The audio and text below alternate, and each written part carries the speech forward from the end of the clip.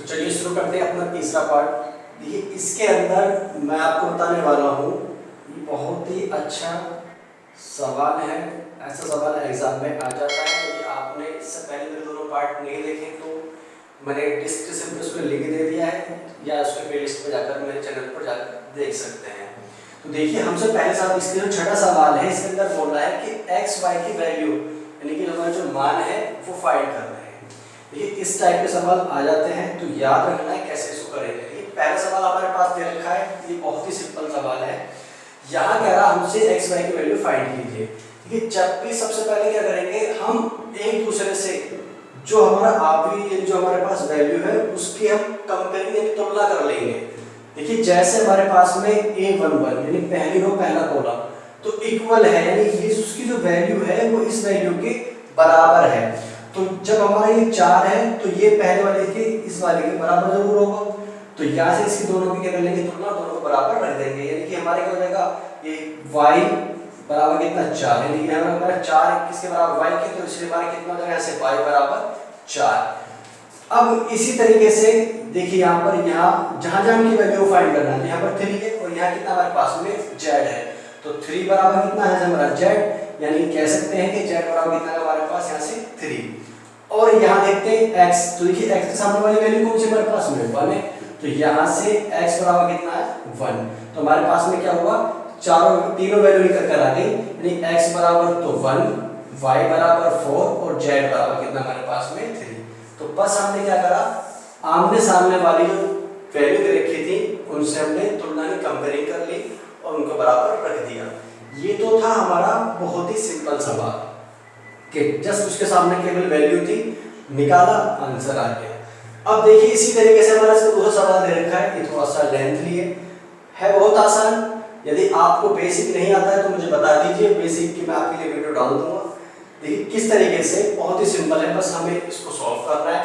मैंने वही बताया था, ये हमारे पास एक वैल्यू पूरी है, पहली रो पहला कॉलम। तो देखिए इसके सामने वो क्या हमारे पास 6 है, तो यहाँ से x + y बराबर कितना हमारे पास में 6, इसे मान लेंगे इक्वेशन फर्स्ट, समीकरण 1 मान लेंगे।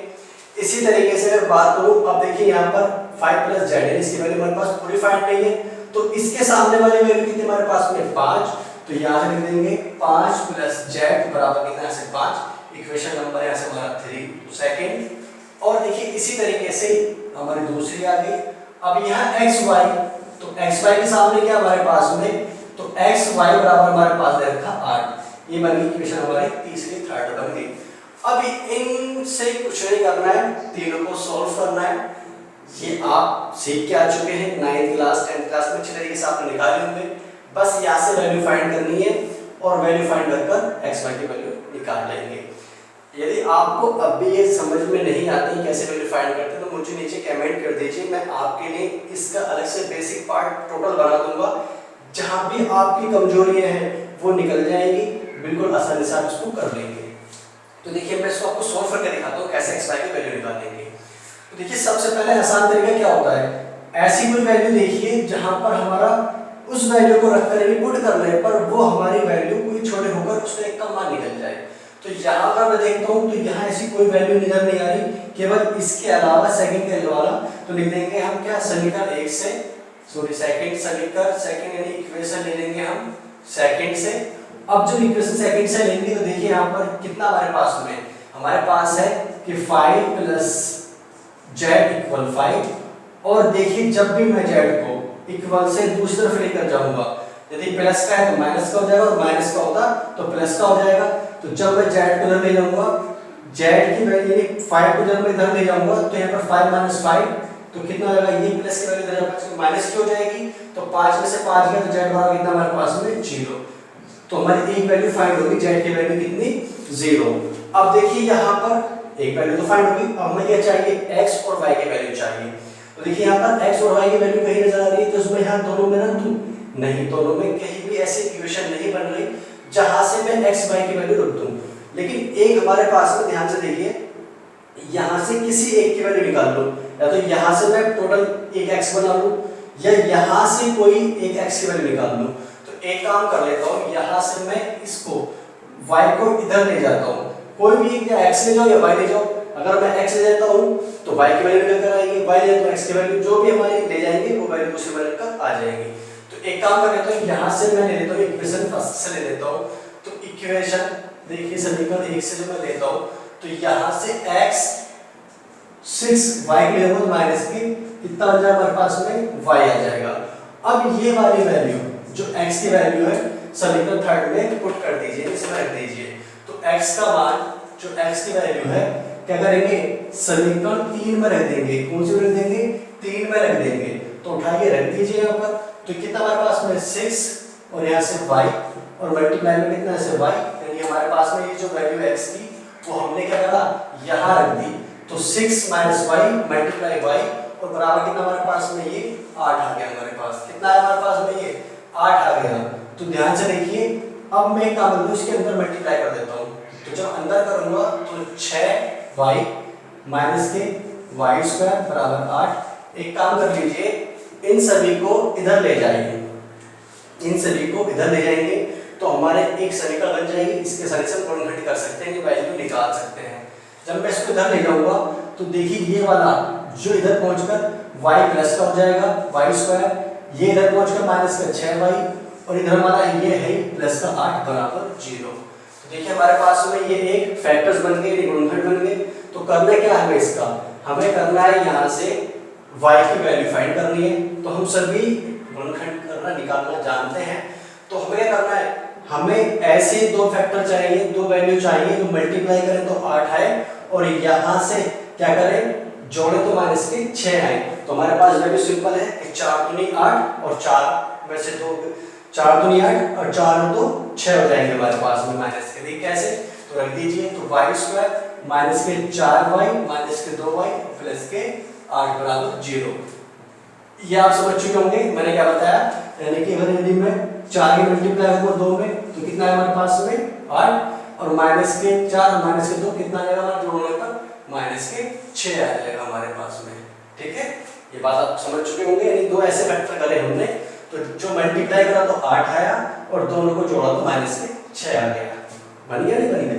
तो देखिए यहाँ से y कॉमन ले लीजिए, जो y कॉमन लूंगा तो y माइनस 4 और यहाँ से 2 कॉमन ले लूंगा तो y माइनस यहाँ से कॉमन लूंगा तो माइनस का अंतर हो जाएगा 4 बराबर 0। ये फैक्टर की खासियत होती है, जो वैल्यू हमारी यहाँ आएगी वही वैल्यू हमारी यहाँ नहीं चाहिए, और यदि नहीं आती है तो हमारे क्या होगा कहीं ना कहीं इसमें गलती है। तो हमारी दो वैल्यू क्या करें यहाँ से y माइनस 4 और यहाँ से y माइनस 2 बराबर 0, यानी कि वैल्यू क्या है हमारी y बराबर, इससे तो हमारी 2y और एक हमारी कितनी निकल गई 4 निकल कर आई। यानी कि हमारे दो वैल्यू फाइंड हो चुकी है y की, यानी y बराबर 2 और y बराबर 4। तो यहाँ से हमारे z की वैल्यू आ गई, y की आएगी। अब क्या रहेगी हमारे पास, केवल रहेगी x की वैल्यू। तो बहुत सिंपल है, इक्वेशन फर्स्ट में y की वैल्यू रखकर x की वैल्यू निकाल लेंगे। तो यहाँ से जब मैं y की वैल्यू जब मैं y बराबर 2 रखता हूँ, ध्यान रखिए y बराबर यानी पहले हम यहाँ रख देते हैं वैल्यू को, तो हमारे क्या होगा तो x प्लस 2 बराबर कितना 6। और जब मैं इसको सॉल्व करूंगा तो x बराबर 6 में इधर ले जाऊंगा माइनस के 2 तो कितना बचा प्लस के 4 बचा हमारे पास। यदि मैं रखता हूँ यहाँ से y बराबर 4 तो रख दीजिए यहाँ पर, तो x प्लस 4 बराबर 6 और जब मैं ले जाऊंगा माइनस के 4 इधर तो बचेगा x बराबर 2। तो हमारे पास में क्या आई, ये सारी वैल्यू निकल कर आ गई x y की। कौन कौन सी आई, यानी यदि बात करूं तो x की हमारी कितनी वैल्यू निकल कर आई, तो दो वैल्यू निकल कर आई। कितनी, एक तो 2 निकल कर आई और एक 4 निकल कर आई। ये दो वैल्यू हमारी कितनी आ गई, ये किसकी आई x की आई। इसी तरीके से y की भी हमारी 2 4 आई और z कितनी है हमारे पास, z बराबर 0। ठीक है, समझ में आया। तो देखा कितना आसान था हमें इसकी वैल्यू को फाइंड करना। तो इसी तरीके से हम कोई भी अगर सवाल हमारे पास आता है आसानी से हम इसको निकाल सकते हैं। क्लियर, चलिए इसी तरीके से इसका हम तीसरा क्वेश्चन देखते हैं छठे का। यहाँ पे हमसे x y की वैल्यू फाइंड करा रहा है, तो क्या करेंगे वही काम। इसमें तो सिंपल हमें देखने की जरूरत नहीं है, केवल एक ही है। तो इसके सामने वाला 9 और इसके सामने वाला 5 और इसके सामने वाला कितना 7। तो यहाँ से x plus y plus z बराबर कितना 9, इक्वेशन नंबर वाले इसको फर्स्ट। इसी तरीके से x प्लस जेड बराबर कितना 5, इक्वेशन नंबर 2। और इसी तरीके से y प्लस जेड बराबर कितना हमारे पास 7, इक्वेशन नंबर 3। अब वही काम करना है, हमें इसको सॉल्व करनी है। अब सॉल्व करने के लिए कोई ऐसी दो इक्वेशन ले लो जिससे हमारे कोई वैल्यू निकल कर आ जाए। तो बहुत ही सिंपल है, कोई भी, या तो मैं 1 2 ले लूँ या 1 3 ले लूँ, या तो 1 3 ले लूँ या 1 2 ले लूँ। देखिए इसकी पहचान हमें कैसे होगी, देखिए यहाँ ध्यान से देखिए, यदि मेरे पास यहाँ पर देखिए यहाँ एक x है, यहाँ भी x है, यहाँ z और यहाँ z, तो यहाँ दोनों देखिए दोनों प्लस में है, तो जब मैं इसको एक में से घटाऊंगा तो ये दोनों घट जाएंगे, y बचेगा तो y की वैल्यू आ जाएगी। या मैं ऐसे यहाँ से y और z ले लेता हूँ यहाँ से, तो हमारे क्या हुआ x की वैल्यू बचेगी। तो मैं एक काम कर लेता हूँ, इक्वेशन जो हमारे पास समीकरण है इक्वेशन फर्स्ट, और क्या ले लेता हूँ यहाँ से थर्ड ले लेता हूँ। तो करना क्या है, यहाँ से हमारे पास में देखिए तो x plus y plus z बराबर कितना 9, और यहाँ से y प्लस z बराबर कितना 7। और जब मैं इसमें अगर सब्ट्रैक्ट करूँगा घटाऊंगा तो क्या होगा, यहाँ से माइनस माइनस और ये माइनस, तो इस वाले से ये y खत्म और इस z से z खत्म। तो यहाँ कितना हो जाएगा हमारे पास x बचा, और 9 में 7 गया यानी माइनस के साथ है प्लस के 2, तो कितने बच्चे 2, यानी x की वैल्यू कितनी आ गई हमारे पास में 2 निकल कर आ गई। अब एक काम कर लीजिए, हमारे पास में किसकी वैल्यू होगी, जब x की वैल्यू आ गई तो हम आसानी से z की वैल्यू निकाल सकते हैं। कैसे, यदि मैं क्या करूं, पुटिंग द वैल्यू, क्या करता हूं मैं वैल्यू रख देता हूं x की इन किसमें, इक्वेशन फर्स्ट में। क्या कर लेता हूं, इक्वेशन इसमें लिख लीजिए आप, फर्स्ट को छोड़िए सेकंड में लेते हैं, क्योंकि हमारे पास x की वैल्यू रख देंगे तो z की आ जाएगी, तो हम सेकंड में रख देते हैं इक्वेशन सेकंड के अंदर। तो हमारे पास में 2 प्लस z इक्वल टू कितना हमारे पास में 5, और जब मैं इसमें यहाँ से 2 को इधर ले जाऊंगा तो 5 माइनस 2 कितना हमारे पास में 3 हो गया, यानी कि z बराबर कितना हमारे पास में 3 वैल्यूज की हमारे पास आ गई। अब हमारे पास देखिए ध्यान से, x की भी आ गई z की भी आ गई, तो बचा क्या, y बचा। तो क्या करेंगे, x की और z की वैल्यू 1 में रख दीजिए तो y की भी आ जाएगी।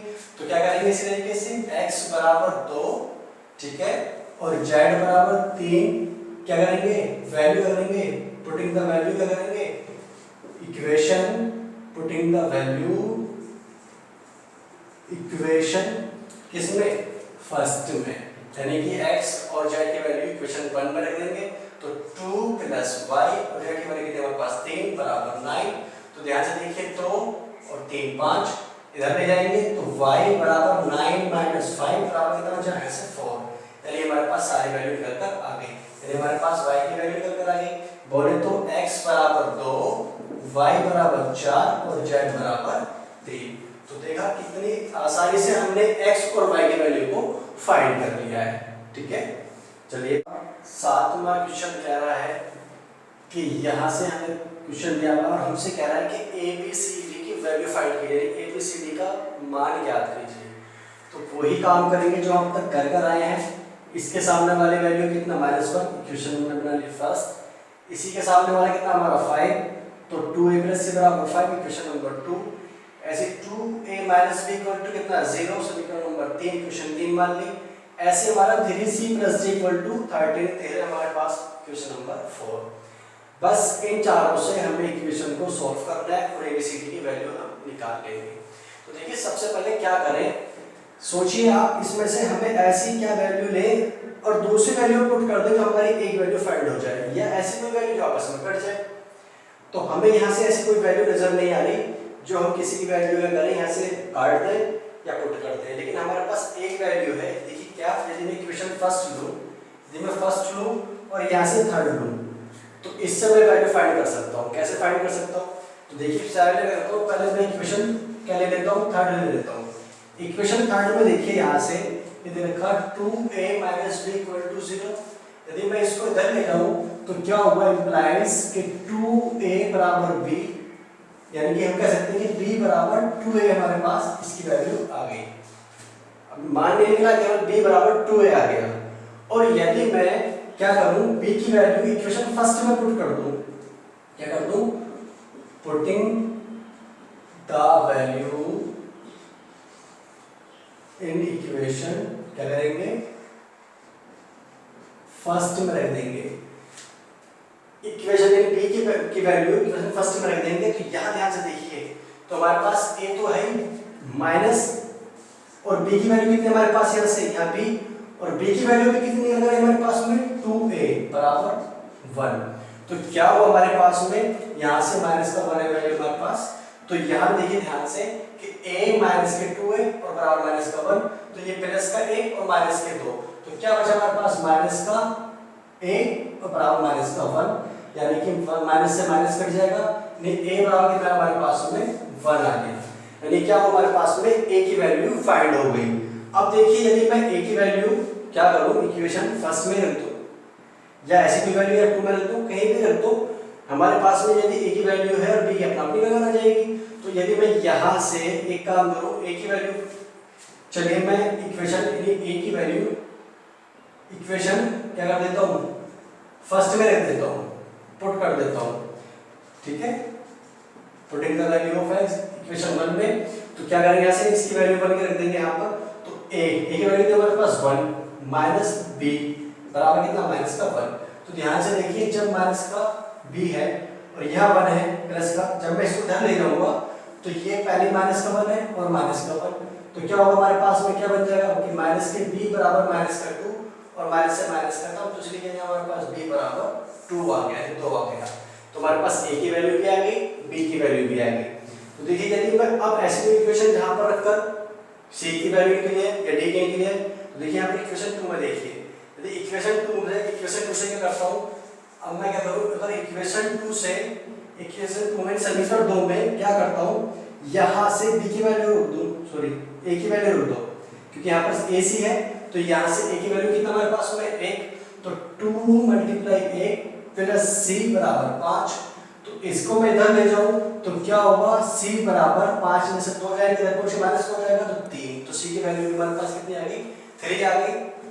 इसी तरह से अब हमारे यहाँ पर जब c की वैल्यू होगी तो यहाँ से देखिए ध्यान से, अगर मैं यहाँ c की वैल्यू रख देता हूँ तो d की वैल्यू निकलकर हमारे पास में आ जाएगी। तो यहाँ से क्या करेंगे, आपके ले लेंगे इक्वेशन कौन सी 4 ले लेंगे, तो यहाँ रख दीजिए 3 मल्टीप्लाई c की वैल्यू हमारे पास 3 प्लस 30 बराबर 13, और यहाँ से 3 दिया 9, तो हमारे पास में कितना होगा, t बराबर 13 माइनस 9 बराबर कितना 4, यानी हमारे पास इसकी वैल्यू में निकल कर आ गई। तो क्या कह सकते हैं हमारे पास में क्या हुआ कि a बराबर कितना आया, 1 आया, b बराबर कितना आया, 2 आया, c बराबर कितना आया, 3 आया, और d बराबर कितना आया हमारे पास में 4 आया। तो इस तरीके से हम आसानी से इनकी वैल्यू को निकाल सकते हैं, ठीक है। मुझे उम्मीद है आपको ये वीडियो बिल्कुल समझ में आ गई होगी। तो इस वीडियो में क्या करेंगे, आप कॉपी पेन को नोट कर लेंगे अच्छे तरीके से और इसको बार बार प्रैक्टिस करेंगे। कोई भी चैप्टर या कोई भी क्वेश्चन है, हम जब तक उसको एक दो बार रिपीट ना करें, रिवीजन ना करें, तो जब तक हमारे लिए वो बेकार है, क्योंकि हम एक बार पढ़ लेते हैं समझ में आ जाता है, लेकिन हमें उसको हफ्ते में या जब भी आपको टाइम मिलता है उसका रिवीजन कर लेना चाहिए।